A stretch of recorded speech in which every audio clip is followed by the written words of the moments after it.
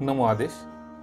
आज आपल्या महाराष्ट्राला अजून एक काही गोष्टी नवं सांगायचं आहे, म्हणजे जेणेकरून सर्वसाधारण जनतेपर्यंत पण पोहोचेल आणि ज्या ज्या शिष्यांना व जे पण आहेत मुलं काय व माता माऊली की ज्यांना अचानक दिव्य शक्तीची प्राप्ती झालेली आहे आणि किंवा काय ना त्यांच्यापर्यंत ह्या गोष्टी कळत, तर त्याच्या अगोदर जे पण दादा आपल्याकडे साधक आलेले आहेत भगवंताच्या व देवाच्या आज्ञेने जे पण आलेले आहेत, तर त्यांच्याशी आपण थोडेसे संवाद करून घेऊ. दादा, तुम्ही किती महिन्या अगोदर आले ते मला एकदा भेटायला? आम्ही तुमच्याकडे महाराज डिसेंबरमध्ये आलो होतो. डिसेंबरच्या शेवटी झालो होतो. शेवटी ना. बरं, मग ज्यावेळेस तुम्ही आले तुमच्या मित्राला घेऊन, म्हणजे आता ते तुम्ही सर्व गोष्टी करताय, तर तुम्ही सगळं पुढाकार घेताय. तो माझा भाऊच आहे, मी त्याला भाऊच म्हणतो. त्याला कोणी नाही आहे तर मग त्या सोबत जात येत असतो. त्याच्या काही अडचणी आहे मग त्याने मला सांगितल्या आणि त्याने तुमचंही सांगितलं. मग आम्ही तुमच्याकडे आलो. तुमच्याकडे आल्यानंतर बऱ्याचशा गोष्टींचा आमचा खुलासा झाला आणि तो खुलासा झाल्यानंतर आम्हाला त्यालाही खूप छान वाटलं. मग त्याच्याकडे जी दैवी शक्ती आहे, जेव्हा आम्ही इथून घरी गेलो तुमच्याकडून गेल्यानंतर, त्या दैवी शक्तीने तुमच्या बाबतीत आम्हाला बऱ्याचशा गोष्टी सांगितल्या की हीच ती व्यक्ती आहे की जे माझं अडकलेलं काम जे आहे, दैवी शक्तीचे जे काम म्हणजे माझ्यासाठी जे मला पाहिजे त्या मार्ग हे व्यक्ती तुम्हाला म्हणजे हे महाराज तुम्हाला करून देऊ शकतात, गुरु महाराज. मग आम्ही संवाद करत असताना त्यांनी हे पण सांगितलं की तुम्ही त्यांच्याकडे जायचं आहे. म्हणजे मला सांगितलं की तू याच्यासोबत जायचं आहे, कारण त्याला कोणीच नाही आहे, तर मी त्याच्यासोबत जायचं आहे आणि त्याच्यात पूर्ण काम करायचं आहे. तेव्हा पुढे आमच्या ह्या शक्तीचा उजागर होईल, म्हणजे ती शक्ती वाढेल आणि याचा पुढे लोकांना भरपूर काही फायदा आम्हाला करून देता येईल. पण हे सर्व काम फक्त तेच गुरु महाराज करू शकतात, कारण की इतक्या वर्षांमध्ये इतक्या लोकांकडे गेलो पण कोणीही ते ओळखू शकलेलं नाही जे तुम्ही ओळखून दिलंय गुरु महाराज. बरोबर. तर आता मला हे जनतेला सांगायचे, काय झालं ज्यावेळेस ती पहिली भेटीसाठी ज्यावेळेस हे साधक आले माझ्याकडं, तर ह्याच्यासाठी आले की गुरुजी नेमकी काय आहे किंवा काय नाही, कुठली शक्ती आम्हाला कळत नाही, पण सर्व वेगळ्या प्रकारची भाषा बोलतात ते, तर काय कळत नाही किंवा काय नाही, तर त्याचं हेच आम्हाला जाणून घ्यायचं आहे, जेणेकरून की तुम्ही तुमच्या व्हिडिओमध्ये सांगत असता की तुम्हाला गुरु असा असावा की जेणेकरून तुम्हाला सर्व प्रकारचं ज्ञान देणारा, कुठली तुमची दिव्य शक्ती आहे, कुठली नाही, काय नाही ते जाणून घेणारा व तुमचा जीवात्मा जाणून घेणारा, हेच आम्ही व्हिडिओ बघून तुमच्याकडे आलो त्यावेळेस झालेलं. तर ज्यावेळेस ते मागच्या वेळेस आलेले होते तर आपण काय असं काय बाईट वगैरे काय कोणाचं घेत नव्हतं किंवा काय नाही, पण आता ते हे हेतून आलेले की आपल्याला ते कार्य पूर्ण करायचं आहे म्हणून आलेले आहेत. बरं, ज्यावेळेस तुम्ही आमच्याकडे एकदा येऊन गेल्यानंतर तुम्हाला आमच्या मठात असा फोन आला की तुम्ही या आमच्याकडनं कार्य करून घ्या? नाही असं ठीक आहे, तुमची समजा परिस्थिती नाही, पैसे नाहीये किंवा काय हरकत नाही, थोडे आम्हाला पैसे द्या, असं कधी बोललं? नाही कसं काही नाही. तर इथं कुणाला सुद्धा आपण बळजुबरी बोलत नाही किंवा काय नाही. तर माझं भाग्य मी काय समजतो माहितीये का, आता जी दिव्य ताकद त्या बालकाला जी प्रसन्न होती किंवा जी काय प्रकट होते, माझ्या भक्ती अनुसार, माझ्या गुरुच्या शक्ती अनुसार मला जे काय दिसायचं ते तिथं दिसलं आणि मला त्यांच्याशी माझं बोलणं झालं. आणि ज्या वेळेस माझं त्यांच्याशी बोलणं वगैरे झालं आणि मग त्यांना कळलं की बाबा हा जो समोर बसलेला व्यक्ती आहे, त्या दिव्य शक्तीला कळलं की समोर बसलेला व्यक्ती आहे की हा मला उघड्या डोळ्यांनी सुद्धा बघू शकतो. तर आता तुम्ही ज्यावेळेस समोर आलात त्यावेळेस काय मी अगरबत्ती वगैरे घेतली नाही? काहीच नाही. कुठल्या प्रकारचं अंगात आलं? काहीच नाही. आपल्या इथं कुठल्या प्रकारचे गाणे वाजतात? नाही, काहीच नाही. हो, समोर आलं दिसलं मला, माझ्या भक्तीने पात्रतेने जे दिसत मी तेच जनतेपुढे सत्य सांगणार. जर जे दिसत नाही तर ते काय सांगणार आहे? ज्या आम्हीच पहिल्यांदा असं ठिकाण पाहिलंय की असं काही न करता एका ठिकाणी बसून तुमच्या पद्धतीने बसून, असंही नाही की काही ध्यान असतं की तुमच्या पद्धतीने जसं बसून तुम्ही सगळं जर पाहू शकतायत, म्हणजे तुमच्याकडे ती दिव्य शक्ती खूप मोठी आहे. आता माझ्याकडे दिव्य शक्ती आहे मोठी किंवा नाही, तर ते आपलं कर्मफळ निर्धारित करतं. बरोबर. किंवा आपण जे केले तपसाधना निर्धारित करतं. पण मला एका गोष्टीचा आनंद ह्या गोष्टीचा आहे की तुम्ही त्या साधकासाठी एवढं धडपड करतात किंवा एवढी गोष्टी करतात आणि आता त्या भगवंतांनी सांगितलेलं आहे, जी दिव्य ताकद आहे, आता नाव तर आपल्याला घ्यायचं नाहीये, पण जी पण दिव्य ताकद आहे त्यांनी सांगितलं आहे की तुम्हाला की बाळ की तुला ह्याला घेऊन जायचंय आणि तूच हे कार्य करायचं आणि हे कार्य तू करून घ्यायचं, हे तुम्हाला सोपलेलं, बरोबर? हो. हो. आता तुम्हाला जे कार्य त्यांनी सोपलं होतं, ज्यावेळेस तुम्ही ते घेऊन आलात किंवा काय नाही, तर त्यावेळेस ज्यावेळेस त्यांनी आलं, त्यांचं माझं जे बोलणं झालं, त्यावेळेस त्यांना आता त्याच्यानंतर तर तुम्हीच बोलत होते त्यांच्याशी, हो. बरोबर? पण त्यांना माझ्याशी बोलून भेटून त्यांना प्रसन्न वाटलं की काय वाटलं? खूप प्रसन्न वाटलं, कारण यानंतर मी घरी गेले. आम्ही घरी गेल्यानंतर जेव्हा त्या दिव्य शक्तीने आम्हाला सांगितलं की आता तुला आमचं खरं रूप कळलंय, जे त्यांनी तुला दाखवलं तेच आमचं खरं रूप आहे, आणि आम्हाला जर ह्या रूपामधून जर आमच्या बोली भाषेमध्येच आम्हाला सगळं काही कार्य करायचं आहे, बरोबर. तर त्याच गुरु महाराजांकडे जाऊन तुम्हाला हे सगळ्या गोष्टी कराव्या लागतील, पुढच्या गोष्टी कराव्या लागतील, आणि त्यासाठी तुला याच्यासोबत जावंच लागेल आणि ते काम करून घ्यावं लागेल. बरोबर. तर आता मला हे सांगायचे, आपले सामान्य जनतेला, ज्या कुटुंबामध्ये असणारी मुलं माता माऊली, जी साधकगण, त्यांना जी अकस्मात जी प्राप्ती आहे, की अकस्मात अचानकच त्यांना शक्ती आली, अचानकच वेगळ्या प्रकारची भाषा बोलायला, अचानकच वेगळ्या गोष्टी घडायला लागल्या, अचानकच त्यांना साऱ्या गोष्टी व्हायला लागल्या, ठीक आहे, किंवा काही गोष्टी त्यांना दिसायला लागल्या, काही गोष्टी ते सत्य लोकांना सांगायला लागले किंवा काय लागले, तर हे जे पण असतील, तर हा व्हिडिओ त्यांच्यासाठी. तर तुम्ही सर्वांनी काय करायचं माहिती आहे का, की तुमच्यामध्ये जी इथे ताकद, दिव्य भाषा बोलती, सर्व गोष्टी बोलती, तर मला ह्या गोष्टीचा आनंद आहे की तुम्ही भाग्यवान आहेत की तुम्हाला ती दिव्य शक्ती प्राप्त आहे, आणि तुम्हाला ते तुमच्या कर्मयोगाने आलेले आहे, ना तप करता ना जप करता. पण तुम्ही हे असं जाणून घ्या की बाबा ही दिव्य ताकद आपल्याला कशा पद्धतीने घन रूपात प्रकट करून घेता येईल, व यांना परिपूर्ण प्राप्त करून घेण्याचं विधान कसं आहे किंवा काय नाही, व आपल्या दिव्य शक्तीला गुरु कोण होऊ शकतं, हे इम्पॉर्टंट आहेत. काय इम्पॉर्टंट आहे की तुम्हाला जी दिव्य शक्ती आहे, जी पण दिव्य शक्ती, त्याला गुरु होण्याची पात्रता, ठीक आहे, समोरच्या गुरुजनामध्ये, व जे पण गुरुजन असतील किंवा जे पण तपस्वी असतील त्यांच्यामध्ये ती पात्रता आहे का नाही, तर हे कोण सांगतं, ही आपली स्वतःची शक्ती सांगते. जर ती शक्ती तुमच्याशी बोलत असेल तर, काय ती व्यक्ती तुमच्याशी बोलत असेल तरच तुम्हाला सांगणार.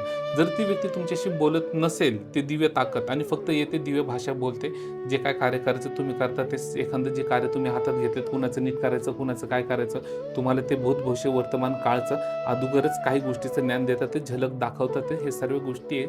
तर ते तुमच्यासाठी जी ती दिव्य ताकद आहे ना, तर तुम्ही त्यांना घन रूपात कसं प्राप्त करावं, कसं काय नाही करावं, त्यासाठी तशा गुरूंकडे जावा, ठीक आहे, की जेणेकरून तुम्हाला ते गुरु त्याचं मार्गदर्शन करतील, व खरी प्राप्ती देतील. आणि ते गुरु पण असे असले पाहिजे की आपली शक्ती कुठली आहे, काय आहे ना, आपल्या शक्तीचं सामर्थ्य काय आहे, काय नाही, हे दाखवण्याची पण त्यांच्यामध्ये ती पात्रता असणं गरजेचं आहे. त्या अनुसारच मग तुम्हाला जे योग्य वाटेल ते तुम्ही निर्णय घ्या. पण मी दादांशी अजून काही शब्द बोलणार आहे, तर ध्यानात ठेवा. ते आता त्यांना जे दिव्य शक्तीने कार्य राबवले, त्यांनी त्यांचा अनुभव घेतला, त्या शक्तीचं शक्ती काय करतात ते किंवा काय नाही. पण कोणी पण साधक, कोणी पण मनुष्य, जोपर्यंत स्वतःचा आत्मसाक्षात्कार होत नाही तोपर्यंत तो अज्ञानी असतो, तो कितीही तपस्वी असो. जोपर्यंत त्याचा आत्मसाक्षात्कार म्हणजे काय, जी येणारी जी दिव्य ताकद आहे, ती ताकद तुम्हाला दिसत नाही, आता ही बाजूला ठेवा. त्याच्या अगोदर हे तर जाणा की तुमचा जीवात्मा कोण आहे. ज्या वेळेस तुमचा जीवात्माचा साक्षात्कार झाला, तुम्हाला समजतच कळेल. मला सांगण्याची गरज नाही, तुम्हाला कुठल्या ग्रंथाची सांगण्याची गरज नाही किंवा काही नाही. जसं ह्या बालकाने, म्हणजे ह्या साधकाने जे पण जबाबदारी सोपलेली आहे, ह्यांनी भाव मानलेला आहे त्याला, जे पण जबाबदारी सोपलेली आहे, ह्यांनी बघितलेली ती दिव्य ताकद काय आहे किंवा काय नाही, व कार्य काय करते, प्रत्यक्ष अनुभव. मग माझं हेच सांगणं तुम्हाला असतं की कुठल्या पण साधकाचा प्रत्यक्ष अनुभव महत्वाचा.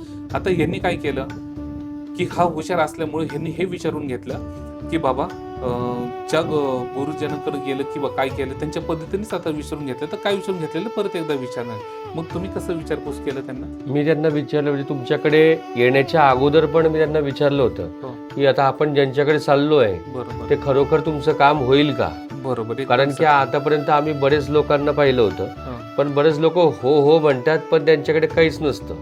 नंतर गेल्यानंतर ते आपल्याला पश्चाताप होतो त्या गोष्टीचा, की आपण जे केलं ते सगळं मार्ग उलट जो सरळ होता तो वाकडा झाला. बरोबर. मग तेव्हा म्हणून मी त्याच्या जाण्याच्या, तुमच्याकडे येण्याच्या अगोदर, आधी पहिल्यांदा येण्याच्या अगोदर त्यांच्याकडनं विचारून घेतलं.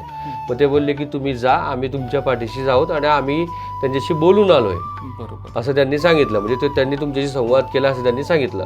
मग जेव्हा इकडे आम्ही तुमच्याकडे आलो आणि जेव्हा तुम्ही त्यांच्याशी संवाद साधला, ते सगळं आम्ही प्रत्यक्ष डोळ्यांनी पाहिलं. आणि आजपर्यंत असा संवाद कोणीच साधला नव्हता, बरोबर. की ते बाजूला उभे आहेत हे कोणी सांगत नव्हतं.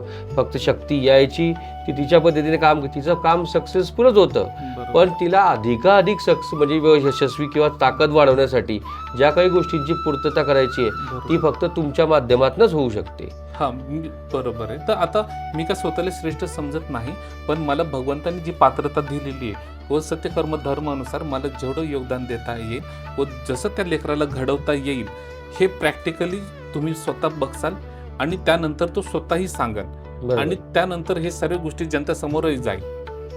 काय जाईल? बरोबर. हो, जेणेकरून आपल्या जे पण साधक तपस्वी मुलं आहेत किंवा बहिणी आहेत, माता आहेत, हे अनगिनत ठिकाणी भटकता कामं नाही.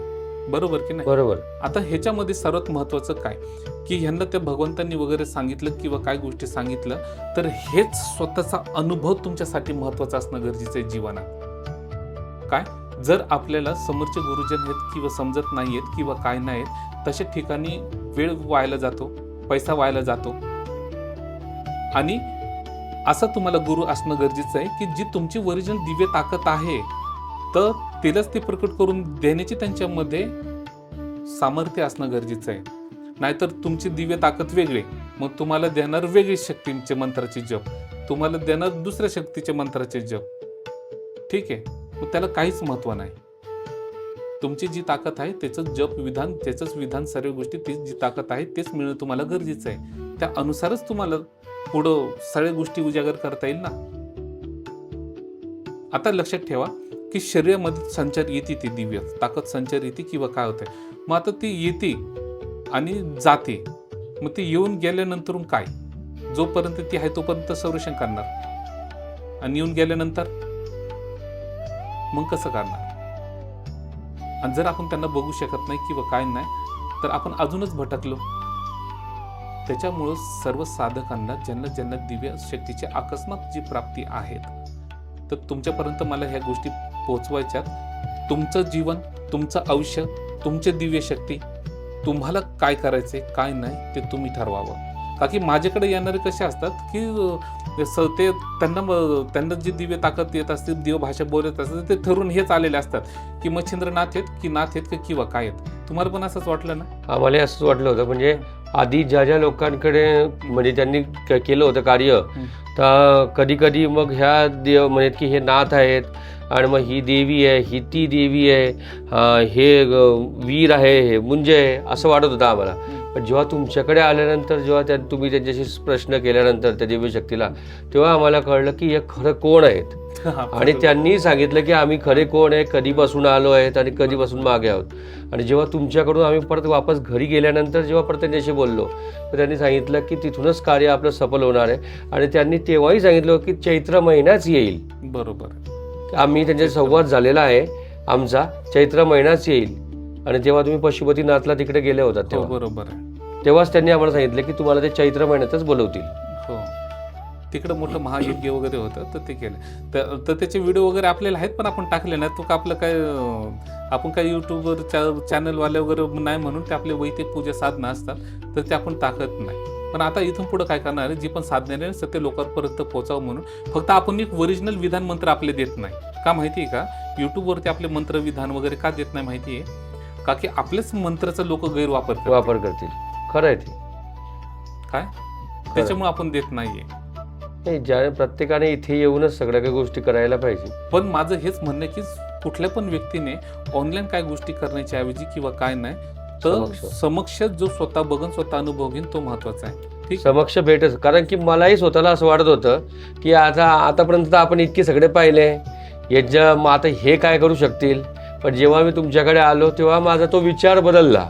कारण की ते पाहण्याची क्षमता, ते हे सगळं त्यांच्याशी बोलण्याची क्षमता, आणि जेव्हा ते खरोखरच येऊन स्वतःहूनच त्यांनी त्यांच्या तोंडातून सांगितलं की आमचं बोलणं झालं ना, आम्ही इतक्या वर्षांपासून, आणि त्यांच्या ओरिजिनल भाषेमध्ये ते आले. म्हणजे आतापर्यंत ते मराठी हिंदी मिक्सअप सगळं आम्हीच गोंधळ होतो की हे कोण आहे, कोणाचे कोण, म्हणजे आम्हाला समजत नव्हतं आणि कोणी सांगूही शकत नाही होतं. पण जेव्हा तुमच्याकडे आल्यानंतर तेव्हा तुम्ही सांगितलं, तेव्हा त्यांनी ओरिजिनल भाषा जेव्हा बोलल्या तेव्हा आम्हाला कळालं की अरे यांची भाषा ही आहे.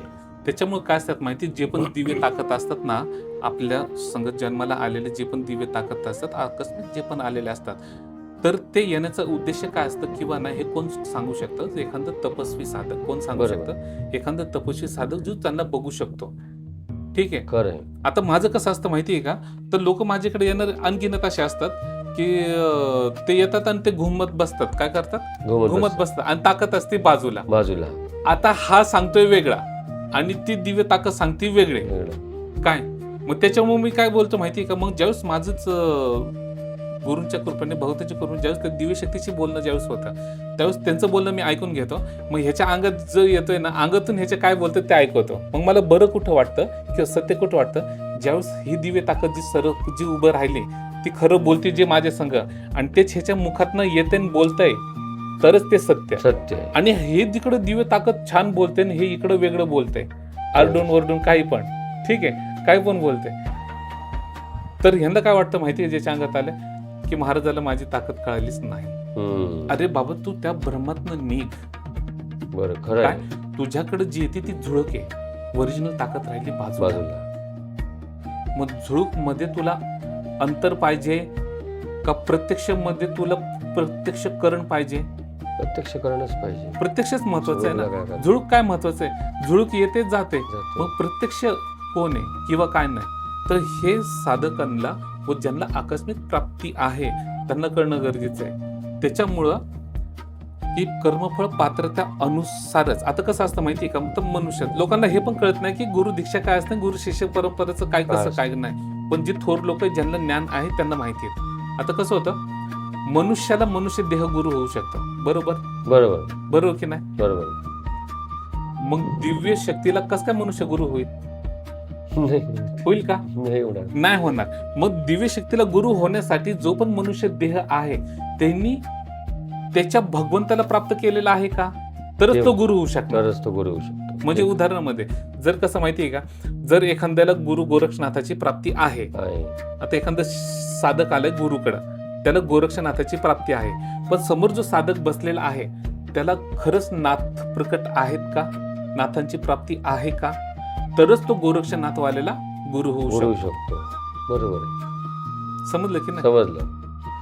मनुष्य मनुष्याला होऊ शकतो, पण दैवी शक्ती कोणाला गुरु करेल? हा, दिव्य शक्तीला गुरु कोण होऊ शकत नाही. नाही. दिव्य शक्तीला गुरु होण्याची दानत कुणामध्ये असते किंवा कशी असते की समोरच्या व्यक्तीला ती पात्रता. म्हणजे कसं की जे आता जे तुमचे बंधू आहेत त्यांच्यामध्ये जी दिव्य ताकद आहे, बरोबर, त्या दिव्य ताकदची गुरु कोण आहेत, तर ते माझ्या गुरूंचे जे पण मला सिद्धी जेवढी प्राप्ती आहे तर त्यांच्यामध्ये ते आहे, त्यांच्यामध्ये क्षमता आहे. बरोबर. तर आता मला जे पण गुरु अत्रि ऋषी मुनींच्या कृपेने जे पण मला प्राप्त आहेत ऋषी मुनींची, ठीक आहे, तर त्यांच्यामध्ये त्यांचे गुरु आहेत. त्यांच्यामध्ये तर त्यांचे गुरु कोण आहेत, म्हणजे ते आता त्या गुरूंचं नाव नाही घ्यायचं मला, ते त्यांच्यातून मला माहिती आहे. तर माझ्याकडे त्यांना गुरु होण्याचे गुरु आहेत. मग तेच तर दिव्य शक्ती बघतायत ना. हा, मग म्हणून त्यांनी तुम्हाला ते सांगितलं. तर आजपर्यंत हे लोकांना कळत नाही. तर लोकांना काय वाटतं माहितीये का, की हा व्यक्ती गोरक्षनाथाला गुरु झाला किंवा त्याला गुरु झालं, तसं नसतं. आपण मनुष्य आहेत. प्रॅक्टिकली सत्य गोष्टीकडे लक्षात ठेवा. कुठं? प्रॅक्टिकल आपण मनुष्य आहेत, तर मनुष्याला मनुष्य देह गुरु होऊ शकतो. ठीक आहे.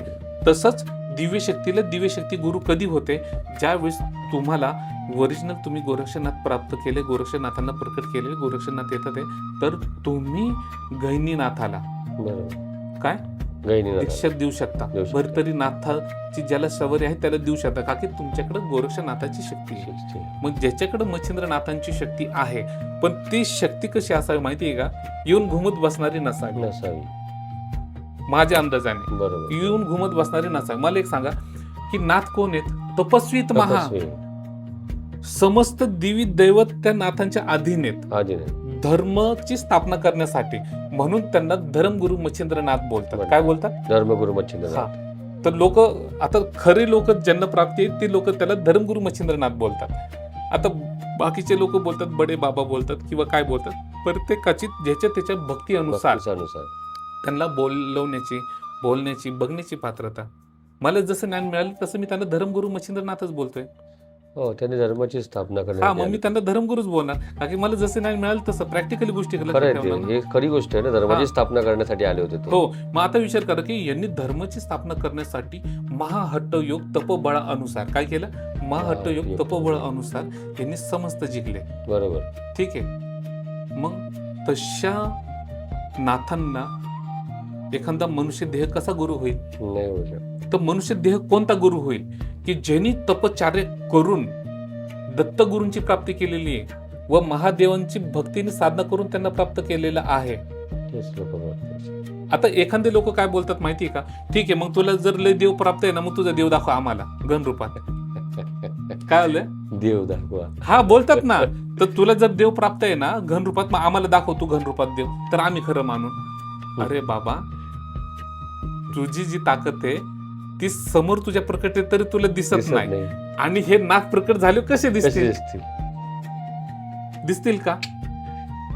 आपल्याला हे दिव्य ताकद कधी दिसतात लक्षात ठेवा, ज्या वेळेस आपण आत्मशक्तीची आपली जागृती होते आणि आपण तपचार्याने आत्मशक्तीची जागृती करून स्वतःला आपण आपले सूक्ष्म जीवात्माला ज्यावेळेस बघायला शिकतो, त्याच वेळेस आपण दिव्य शक्तीला बघू शकतो व त्या नाथांना बघण्याची पात्रता येते.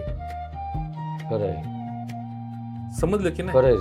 त्याच्यामुळं लोकांपर्यंत सत्य पोहोचणं फार गरजेचं आहे. ठीक आहे. तर आता आपण काय करू माहितीये का, आता दादाशी आपण बोलून घेऊ, तुमच्या छोट्या बंधूंशी. मग त्यांच्याशी बोलणं झाल्यानंतर मग आपण काय पुढचं कार्य जे आहेत ते कर्मयोगाने सोपलेले ते कार्य आपण करून घेऊ तिथून पुढे. ठीक आहे? चालेल. नमो आदेश. आता ज्या साधकांशी आपलं बोलणं झालं तर त्यांचे हे छोटे बंधू आहेत. ठीक आहे, की कर्मयोगाने त्यांना काही कार्य सोपले ते कार्य करणे हेतू आलेले आहेत. तर दादा, मला हे तुम्हाला विचारायचंय की आजपर्यंत ज्यावेळेस तुम्हाला ती दिव्य शक्तीची प्राप्ती झाली तर त्या टायमाला तुमची स्थिती कशी होती आणि कसा तो अनुभव होता, तो प्रवास कसा होता तो सांगा, जेणेकरून सामान्य जनतेला पण ह्या गोष्टी कळतील. अगोदर आहे ना, जसं मला छंद होता भक्ती मार्गाचा. हो. तर मी ज्या नवरात्राचे 9 दिवस राहायचे तेव्हा मी भानावर नाही राहायचा. मी जेवणाचं पण काही नाही रात्रभर बाहेरच राहायचा. तेव्हा मी 10 वर्षाचा होता, 9-10 वर्षाचा. मग असे 2-3 वर्ष निघून गेले. त्याच्यानंतर अचानकच मला नवरात्र ज्या टायमाला हे होतं समाप्त, त्या टायमाला बाहेर होतो. तर मी घरी येण्याचा प्रयत्न करत होता की मी आता निघतो इथून. तर मला डोळे बंद होऊन गेले आणि चेहऱ्यासमोर साक्षात जे शक्ती ते दिसत होती आणि आपोआप तोंडातून शब्द निघत होते. तिच्या नावानं काहीतरी उच्चारण ते करत होते आणि डोळ्यातून अश्रू आपोआप यायला लागले. आणि मी तिथे बसून गेलो होतो. ते आजूबाजूचे लोक होते, ते मला विचारायला लागले, काय झालं तुला, काय रडतोय, कोणी मारलं का, कोणी काही बोललं का. ते दैव शक्ती त्यांच्याशी बोलत होती आणि त्यांना सांगत होती मी हे आहे म्हणून ते असं. आणि मी शुद्धीवर म्हणजे असं मला कोणी आणलं घरी, काय आणलं ते पण नाही, असं उचलून याच्यासारखं आणलेलं होतं. मग काही वर्ष बितल्यानंतर एक ठिकाणी गेलो, तिथे समाधीचं ठाण आहे आणि तिथे असं बसलो मी आणि तिथे अचानक ते शक्ती हजर झाली. तर तिथे ते बोलायला लागले. माझी आई माझ्यासोबत होती. त्यांना ते घाबरून गेले. तिला वाटलं हे काय असं होत आहे. आणि ते शक्ती बोलायची, कधी मराठी बोलायची, कधी हिंदी बोलायची, कधी तिची मूळ भाषा काय ते बोलायची, वेगवेगळ्या भाषा बोलायची. इथं मी तुम्हाला टोकतो, मला त्याचं फक्त उत्तर द्या. ठीक आहे? तर ज्या वेळेस आहे ना ती दिव्य शक्ती येत होती तर तुम्हाला काय दृष्टांत होत होते स्वप्नामध्ये? मला असं कुठेतरी बाहेर अनवळखी ठिकाणी त्या दिसत, म्हणजे न्यायचं तिथे मला कोणी लेडीज दिसायची, ती बोलायची, किंवा मी झोपेत पण बडबडतो म्हणजे ते दिव्य भाषा बोलतोय असं मला भास होतो बरेच वेळा. आणि असं वाटतं की आज आजूबाजूला ते आहे पण माझी त्याची ओळख नाही, मी तिथपर्यंत नाही पोहोचू शकत असं मला होतं बऱ्याच वेळा. हा, आता मला अजून एक विचारायचं आहे तुम्हाला की ज्यावेळेस तिथं समाधीच्या ठिकाणी ज्यावेळेस ती आली दिव्य ताकद आणि लोकांना बोलायला लागले तुमच्या आईला वगैरे, ठीक आहे, की काही गोष्टी, तर सर्व घाबरून गेले असते ना? आईला असं वाटायचं मी जेव्हा समजा बाहेर कामाला जायचा, गावापासून काही अंतरावर तिथे विजेचं तयार होते, तिथे कामाला जायचं. तिथे असे भरपूर लोक बिहारकडचे वेगळ्या याच्यातले राज्यातले लोक येऊन सदा तिथे वारलेले होते. तर आई बोलायची की हा तिथे कामाला जायचं तर तेच त्यांना भीती असणार. ती भीती काय? आई बोलायची की हे तेच भाषा बोलताय, हे तेच असतील, माझ्या मुलाला यांनी वेड केलं किंवा तिथलं भूत झपटला असेल, तिथले प्रेत झपटले असतील.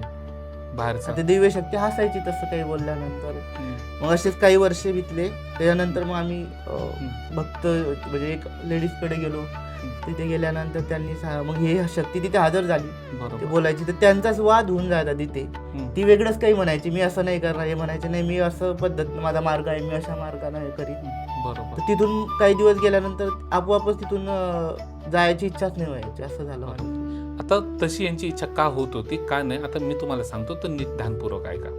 कसं असतं, ज्या वेळेस आहे ना जी दिव्य ताकद आहे तर तिला ह्या व्यक्तीच्या अंगात न येता जर समोरचा गुरुजन त्या दिव्य व्यक्तीच्या शक्तीशी बोलतोय किंवा काय करतोय त्यांच्याशी ते संवाद होतात आहे किंवा काय नाही, आणि ते समजून घेतात आहे की त्याला काय होतं किंवा काय नाही, जेव्हा संभाषण जे होतं ते सर्व त्या गुरुजनामध्ये किंवा काय मध्ये, तर त्यावेळेस आहे ना तर समोरची ताकद प्रसन्न असते. पण त्याच्या विरोधात जर सगळ्या गोष्टी असेल किंवा काय असेल किंवा त्यांच्याशी ते बोलता का येत नसेल, समजत नसेल, तर त्यावेळेस काय होतं माहिती आहे का, ज्या साधकाला प्राप्ती नाही मग त्याच्यासमोर मग अशा साधकांच्या अंगात ती ताकद येणार, कुठली पण असो तुमची ताकद. मग काय सांग, आता असे ताकद येणारे जे पण महाराष्ट्रातले अनगिनत आहेत साधक, तर त्यांच्या ताकद काय होते, मग ती अंगात येते. अंगात येऊन मग त्यांच्याशी बोलते. तेव्हा समोरच्या साधकाला व ज्या गुरुजनाकडे तुम्ही गेले त्यांना कळत असेल तर मग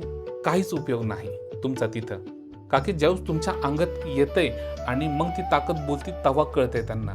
तर तुम्हाला कशा गुरूंची तुम्हाला गरज आहे किंवा काय नाही, तुमच्या अंगात ताकद तिथं न येता त्या दिव्य ताकदची त्यांचं बोलणं होणं आणि बोलणं होऊन ते व्यवस्थित काय असेल त्यांना सांगणं आणि तिथं तुम्ही प्रसन्न होणं, ज्यावेळेस अशा गोष्टी होत असतील ते महत्त्वाचं असतं.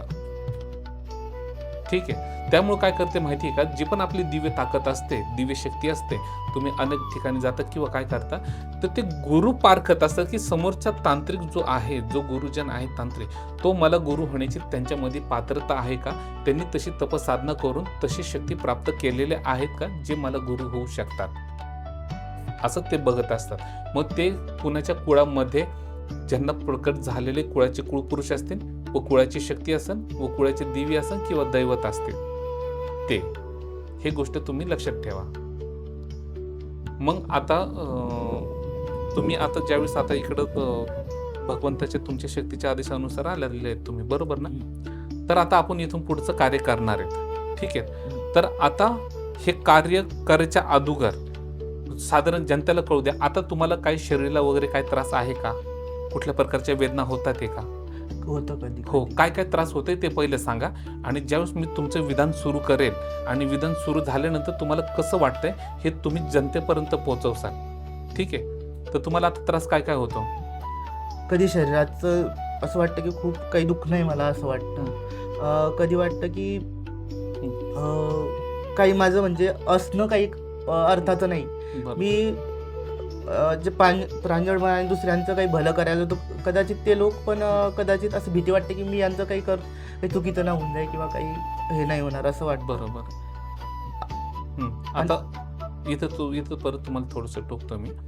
तर कसं असतं माहिती आहे का, ज्यावेळेस तशी स्थिती येते ना आपल्यामध्ये घालमेल चालू होते की बाबा मी यांचं नीट करू की नको किंवा काय नाही, तर अशा सिच्युएशनला काय करायचं तुम्हाला एक सांगतो मी. ज्यांना दिव्य शक्तीची प्राप्ती आहे त्यांना, ठीक आहे, तर ज्यांना आकस्मिक शक्ती, सामान्य व्यक्तींमध्ये ज्यांना दिव्य शक्ती प्राप्ती आहे त्यांच्यासाठी हे सांगणं आहे. तर काय होतं माहिती आहे का, ज्यावेळेस आहे ना तुमच्याकडे ती ताकद येते किंवा ते दृष्टांत देतात, ते समोरचं दाखवतात की हे असं आहे, तो तसा आहे, तो फलाना आहे, हे बिस्तान आहे, कशाचं करू नको, त्याचं करू नको, फलाना, सगळं सांगतात.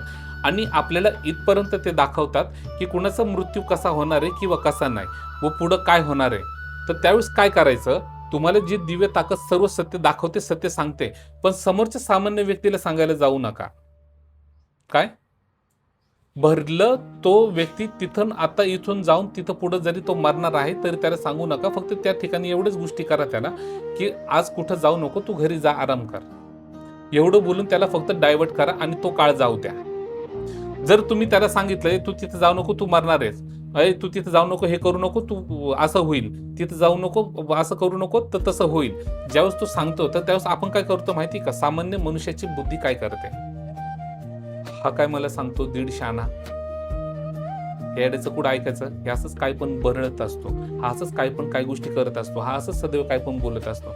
आणि ह्याचं बोलणं खरं होतंय का नाही म्हणून आपण ते बघण्यासाठी स्वतः जातो आणि त्या ठिकाणी तो मृत्यू पाहून जातो. का की असे माझ्या जीवनात गोष्टी घडलेल्या आहेत, म्हणून मी लोकांना सत्य सांगायचं बंद करून टाकलं.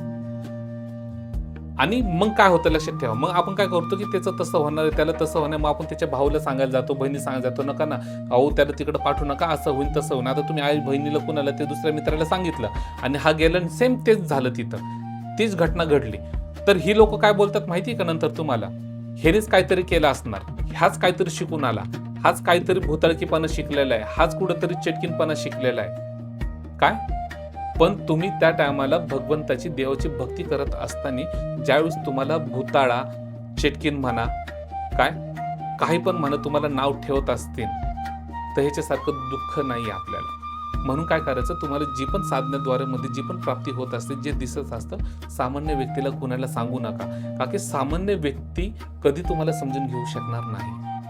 आणि सामान्य व्यक्ती फक्त वेड्या आणि मूर्ख लोकांच्याच मागं लागतात. त्यांना खरे लोकांची प्राप्ती नसते आणि खऱ्या मित्राची कुणाला कदर नसते आणि खरे नातेवाईकांची कुणाला कदर नसते. काय खरं मित्र असू, नातेवाईक असू, किंवा ऑफिसमध्ये असू, किंवा तुम्ही कंपनीत असू, कुठल्या पण क्षेत्रात खऱ्या जो पण असेल त्याची कधीच किंमत नसते. तर हे तुम्ही कधी पण लक्षात ठेवा. आणि कधी पण कुठला आता दिसतो हा साधक हा असा दिसतो, कधी पण कुठल्याही साधकाचा चेहरा किंवा थोबडा कधीच बघून कधी कुठल्या गुरुजनांनी जज करायचं नसतं. तू श्रीमंत आहे का किंवा काय आहे किंवा काय नाही.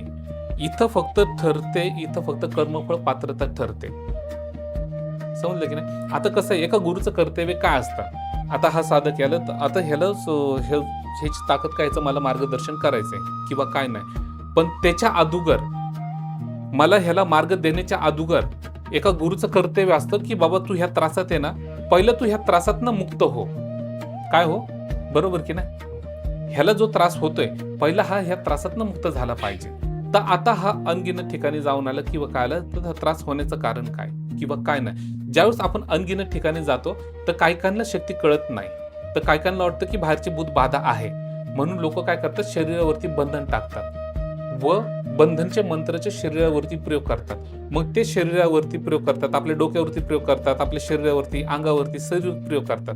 मग त्यांनी काय होतं, जी पण आपली ताकद असते तिला पूर्णपणे येता येत नाही. येताना आपल्याला शरीराला त्रास होतो. जशी ती ताकद यायला लागन आपल्या शरीरामध्ये तर शरीर पूर्णपणे जखडलेलं असतं, एकदम त्रास होतो, डोकं दुखायला लागतं, डोकं फुटायला लागतं, कधी कधी छाती फुटायला लागते, अंग पूर्ण थरथर कापायला लागतं, कधी कधी जीव गेल्यासारखं होतो. कधी कधी आपल्याला असं वाटतं की आपल्याला आता ह्या क्षणी आपण मरायचंय, आपल्याला काहीच नको, हे काही पण असं काहीच नको, आपण असा विचार करतो. ठीक आहे. तर हे सगळे दुसऱ्या तांत्रिकांनी केलेले दुष्परिणाम असतात. तर त्यामुळं एका गुरुचं कर्तव्य असतं की जो पण साधक आलाय, तो तपस्वी असो किंवा कोणी असो किंवा त्याला कुठली दिव्यशक्ती प्राप्त असो, पहिलं त्या गुरुचं कर्तव्य असतं की त्या साधकाच्या शरीरातली बाधा मुक्त करणे. त्या बाधातनं मुक्त झाला की नंतरून त्याला ज्या पद्धती अनुसार दीक्षा ज्ञान वगैरे द्यायचं असतं त्या पद्धतीने देणे. ते पण तुम्हाला पुढं सांगत मी की कशा पद्धतीने काय असतं किंवा कसं. मग त्यावेळेस गुरु काय करतात काय नाही. पहिलं सर्वात महत्वाचा एक आहे आपल्याकडं मुद्दा हा तुमच्या जनतेसमोर की पहिलं ह्याला जो तांत्रिक बाधाची तांत्रिक जी अडचण ह्याच्यातनं मुक्त करणं. मुक्त झाल्यानंतर परत एक त्याचा आपण बाईट घेणार आहे. मग त्याला कसं वाटतंय कसं नाही. मग त्याच्यानंतरून त्याचं पुढचे जे काय असणार तुम्हाला त्याच टायमाला कळवले जाणार की पुढं काय काय असणार आहे. ठीक आहे. बस एवढेच 2 शब्द बोलून मी माझ्या शब्दांना पूर्ण विराम देतो. जय माता भगवती पार्वती सकल जगत स्वरूपिणी. हर हर महादेव शिव शंभो.